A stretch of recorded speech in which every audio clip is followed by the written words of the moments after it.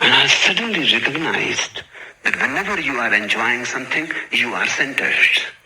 Enjoyment is just the sound of being centered. Enjoyment is just the humming sound of being centered. Whenever you are not enjoying something, you are off center. Then don't force it.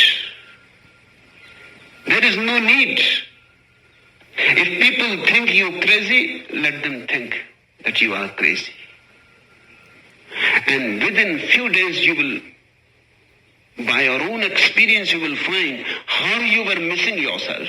You were doing 1,001 things which you never enjoyed, and still you were doing because you were taught to do.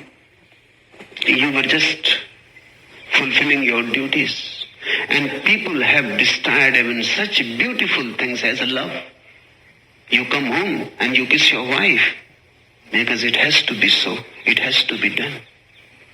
No, a beautiful thing like this, a flower-like thing, has been destroyed. And by, without enjoying it, you will go on kissing your wife. You will forget the joy of kissing another human being.